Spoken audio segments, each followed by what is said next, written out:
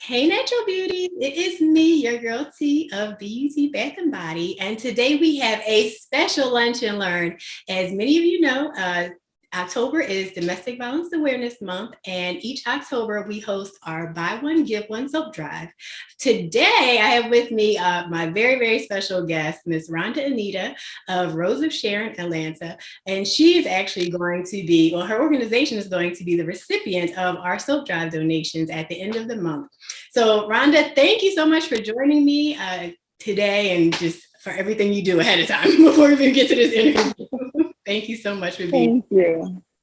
Thank you for having me. I think it's amazing that you give back to those that are going through a transition in the form of domestic violence. So thank you for choosing our organization to partner with. Thank you so Oh much. no, thank you so much. It's all for me. It's based on a personal story, but again, it's not about me. It's about you.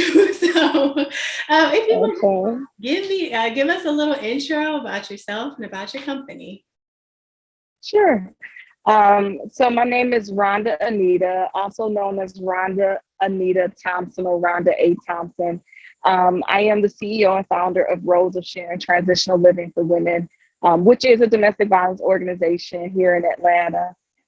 We offer supportive services to women, and what that means is women that are leaving a domestic violence situation are, we're often called after they've exhausted all of their resources. They've reached out to the mainstream organizations who may have ran out of bed space or not having the resources, the particular resources that they need at that time. What's different from our organization is currently we are not government funded. So if a woman needs her insurance bill paid on her car so she can keep driving to work and stay away from her abuser, we can do that. Whereas a lot of other organizations that are government organizations, it's just saying that we're helping to bridge the gap and fill in some of those some of those gaps where other organizations may not be able to fill in. We are a referral base. People come to us from either working with us before or attending one of our fundraiser events, which are pretty cool, and that usually gets the word out about the organization itself. So we've been incorporated since 2012. Very small nonprofit, but we have done everything. Excuse me. We've done everything from get a young lady's dental work done after an abuser knocked her teeth out. We've, refurnished the entire apartment. We've provided Christmas to a family and food and clothing when a woman is transitioning. As I mentioned, insurance for someone's car. We've done some of everything, whatever it took to keep that woman away from that abuser that we can help fill in that gap, we've done. Sure, that is amazing. And mind you, you said you're small, but you could have fooled me because as I've been getting into like the DV community here in Atlanta, you have been like on everybody's contact list. Every time I go to friend somebody, a friend request is like, oh, there she is again. Like, okay, like you're doing something correct out here. You're definitely not small. And again, I appreciate everything you're doing. I actually wasn't even aware of the difference between government funded organizations and then the ones that weren't. So it seems like you actually have the ability to do a lot more than what some of the, I guess, I've worked with a couple of other organizations here as Yeah. well are able to do. So, okay.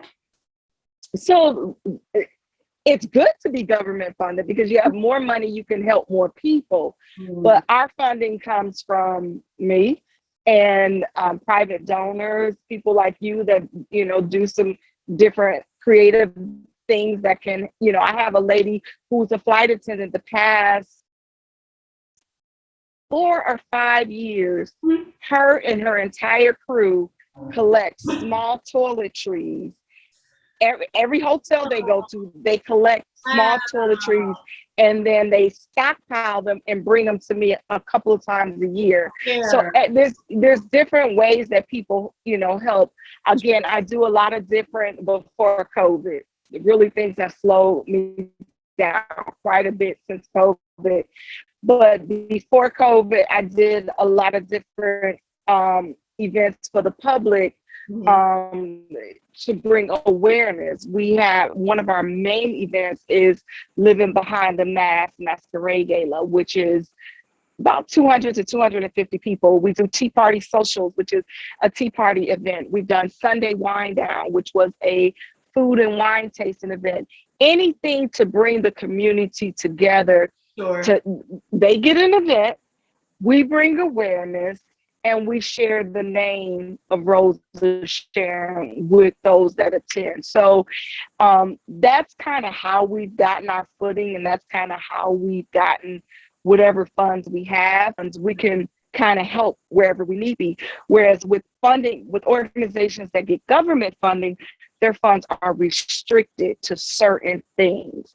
And so it may not be a line item to pay for someone's auto insurance or someone's car note. And that's not with everybody.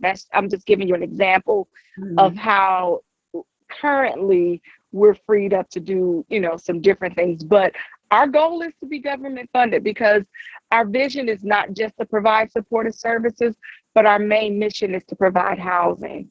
So our goal is to be able to take women from an emergency shelter situation into permanent housing. Sure. So at some point, it will be some government funding involved. Yes, it will be. It will. It's coming. So you mentioned COVID. So have you seen, I guess, a difference in the amount of services that you'll be able to provide, or just even the number of women that have been seeking services during the pandemic? So there's been a lot of talk about that during our community. I mean, in the DV community, and there's been some mixed messages going on. One of which, women are, you know, during the real shutdown, they couldn't move.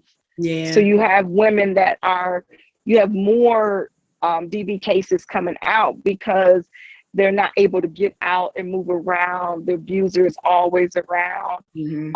So you have those cases. For us, it didn't increase. We pretty much stayed kind of stable. Again, we're referral based. But during that time, yeah, there has been, you know, reports that there have been more women involved in DV cases than before because they weren't able to get out. I just can't validate that for my organization because we kind of stay steady. Sure. Okay. Now, do you primarily service women or women and children, or what's the demographic that you tend to serve? Women and children, but we have had some single women as well, but mainly women and children, primarily African American. There has been, you know, Caucasian women that we've helped as well, but our primary audience is African American women and children. Okay. So I haven't really been able to delve fully into like the demographics here in Atlanta to see like what the numbers are, and like if there's a staggering difference, or if it's just maybe based on the center and its location, like who sees a certain demographic, or whatever. Well, yeah, definitely. I can't cover the whole state of Georgia, so there's certain counties that I have quick access to. Now I'm going to change it since we've moved, but used to be DeKalb and Gwinnett County. But now it's mainly for me to quickly get to a survivor that is in need. Again, the women that are calling me, they've exhausted all of their options, so they need help right now. They are in the car, they're at the restaurant, they're at Waffle House, Right. they're out of their last days at a hotel. But I have to be it because it's mainly just me. I have to be able to get to them. Um, but as it relates to the demographics, one source, if you really want to kind of break it down, they've since done away with it, but you can go to the Georgia Coalition Against Domestic Violence Okay. website. I'm part of their membership, and they do like technical training for small grassroots organizations, and they provide different services to us to continue to provide boots on the ground. But you can go there. There's something called, let's see, they stopped in 2000, maybe 2018, 2019 was the last report. It's called the Georgia Fatality, the Fatality Report. In that report, you can download it. And you can actually go on their website and you can see every year that they did this report. I don't like that they stopped doing it, but this report broke down every county and the fatalities due to domestic violence, by county, Oh by my ethnicity. Yeah, it's really extensive. So, I mean, like I said, you can look at the last one just to get an idea of goodness. how this thing is so widespread throughout our state. Mhm. But yeah, they do break the fatalities down by county. Mhm. Okay. So you broke up just slightly for a little bit when you were saying which areas you service now. So I didn't want to skip past that in case anybody is, viewing in need. So where are you currently working out of? Thank you so much for that. Currently south side of Atlanta, so Okay. Fulton County, Mhm. anything Douglas County, Douglas, uh, Douglas County, Union City, any of the South cities. Sure. But I do still have connections in Gwinnett County and DeKalb County as well. Okay.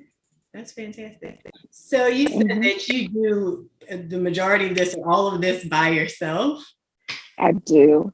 I do have a board, but as it relates to taking phone calls, going out to do whatever the service that a survivor needs, Mhm. is mainly me. Mhm. And okay, so that's kind of been something that I've found a lot as I've reached out to people and just started connecting is for most of us, it is a purpose, passion of love, labor of love. And, you have a story that is behind it.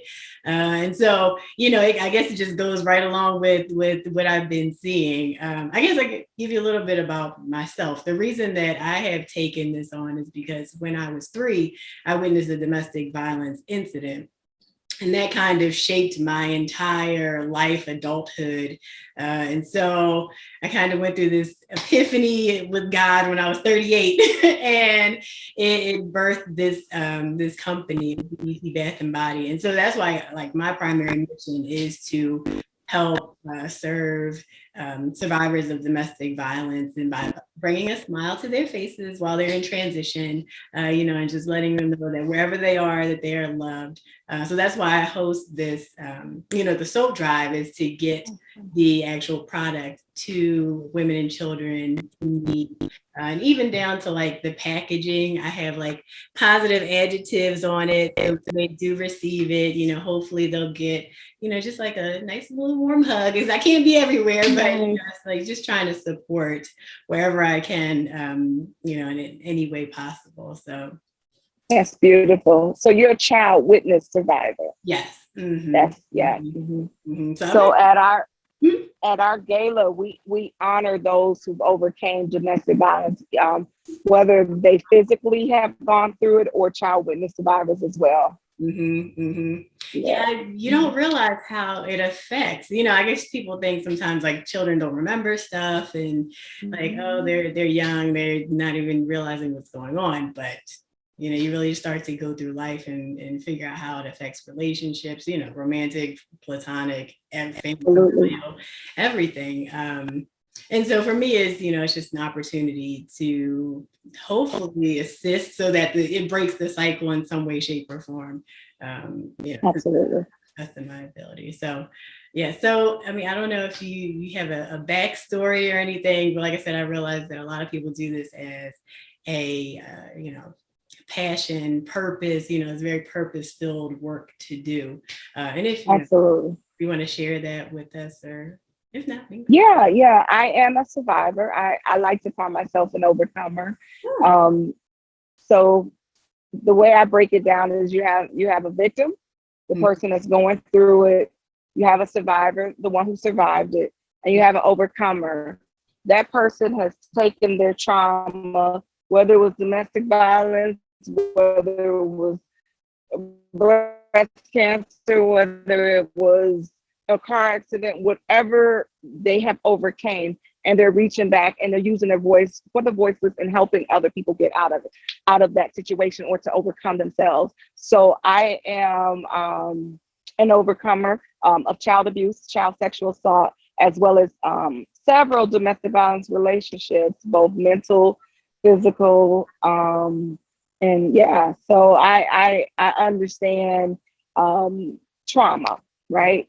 I became I'm an ordained minister as well as a certified life coach, and I focus on healing. So the healing piece of my work is for those that have gone through trauma or dealing with a divorce or a grieving of death or a hard breakup, um, just to really find in their voice again. And so I understand this work without really knowing, because it does take a certain sensitivity to work with women who are fleeing from a abusive relationship, that I've even had to voice to some of the mainstream organizations. You all get a check, I do not. And some of you come to work to do your job, not realize the constant questioning. You have to get your facts straight. You want to make sure that this person does need your services, but there's a way to do it, and there's a way to be sensitive that I think some of you all miss by not understanding. And so it was, I can remember, this big meeting, it was like a gasp for air. Did she say that? Absolutely. Because no one's paying my bills to shut me up. I see what women go through. The reason they don't want to keep calling you. Yeah. The reason they don't want to keep calling you is because you guys don't talk to them. And this is not please guys, I'm not saying every organization. I'm just saying that some women that are calling for help are made to feel like, it's their fault, for going back. And statistically, they do go back 8 times before you actually leave. So understanding that there's a level of patience that is needed in working with someone of domestic violence. And I think that would kind of, I guess, extend to family, friends as well, right? Like if anyone is, I've seen people get frustrated, like, I don't know why she's still there. But again, with the statistic you just said, on average, it takes 7 times to fully be gone. I guess it takes, patience as well. So I guess maybe like, what are some tips that you can give to family, friends, anyone who may know someone who's in an abusive situation? So one of the things we want to do is we automatically want her or him to get out of the relationship. Because let's be clear, there are men that are involved in domestic violence relationships as well. But one of the questions everybody always asks is, why don't he or she leave? Right. Ask, why does he or she hit? Why does he or she abuse? Right. That is so demoralizing to ask that question, because that they're experiencing this trauma with, and they just want the abuse to stop, not knowing that it's not going to stop if they don't get help. Right. So I would say, be patient, and with love, try to help them get to a resolve of an escape plan. It is very dangerous. I want you all to know it's very dangerous when someone leaves an abuser. that is normally when death happens. The last symptom of domestic violence is death.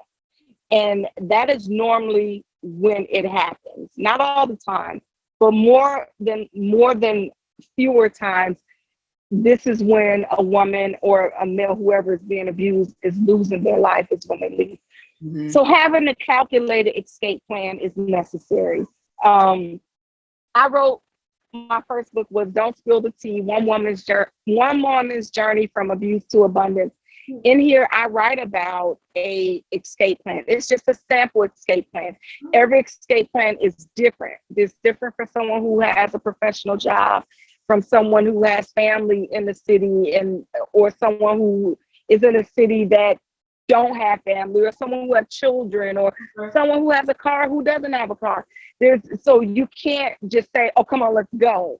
Mm-hmm. Everybody has a different way of getting out. Sure. So helping her to figure out and helping her feel comfortable that if she wants to leave, you're going to help her. And when she's ready, that's the key, when she's ready, because this is something that I don't do.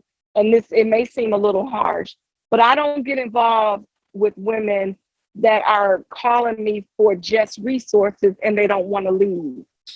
I will coach you and I will be available, but I'm not getting involved because it's dangerous for me. It's dangerous for me and my family. You can go look me up just like that. And if your abuser happens to find out that I'm helping you, he could think that you're here, he or she, because domestic violence is not, male and female. It's female and female, male and male. It is, other family members. The word domestic means the household. Intimate partner violence is the correct term for romantic relationships. So, making sure that you are sharing love and understanding, even if you don't understand, but showing your support. And when a person is ready to leave, you let them know when you're ready to leave. I'll do everything in my power to get you some resources to get you out. Mm-hmm. Wow, that's amazing. I never even considered the fact that, everyone requires a different plan. There's no one way, because everybody has different circumstances and absolutely different things that they have to overcome just to remove themselves from that situation. So you said the name of the book is, again, one more time. So I have two, but this one where I was talking about the escape plan is Don't Spill the Tea, One Woman's Journey from Abuse to Abundance. Mm-hmm. And my second one, this one I wrote during the pandemic, or I published during the pandemic, is The Rebirth. It's a 28-day healing devotional, which is amazing. It's a international best-selling book. You can go on Amazon or Rhonda Anita. Thank you. You were busy. You can go. Yeah, I mean, it was a perfect time to do it because people were home, and I believe God was trying to get us back to get us back our focus on Him and ourselves, and really fixing ourselves. So where can they find those two books, or devotional in the book? You can go to Amazon, or you can go to Rhonda Anita. Okay, perfect. That is perfect. So I guess, Rhonda, so do you have any other, I know you said COVID kind of put, halted a few things, but do you have any other events coming up? Any things that you are getting into that you want to mention now, especially with it being October? Not right now. And usually, October is a very, very busy month for me for speaking and, attending different events. A lot of things are being done online now for, gatherings and things like that. I don't know what my October has planned this month. I'm still trying to figure it out. I might do something small, so they can, if you want to follow me, you can go to ROSATL.org and you can find out any events there, or you can follow us at Rose of Sharon ATL on Facebook as well as Instagram. That's perfect. And I'll be sure also normally post it there. Okay, perfect. And I'll be sure to include all of that links in the description below and attach them.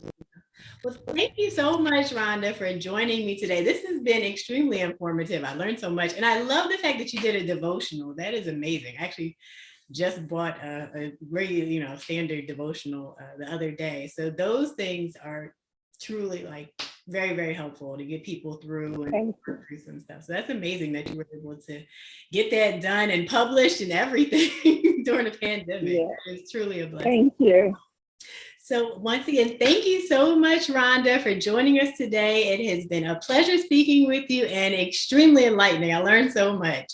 So everyone, just once again, our soap drive is going on currently throughout the entire month of October, and all of our bar soaps will be donated to Rose of Sharon ATL. So please head on over to BeUTeeBathAndBody.com and purchase your soap. Have a great day, everyone. Bye. Have a beautiful day.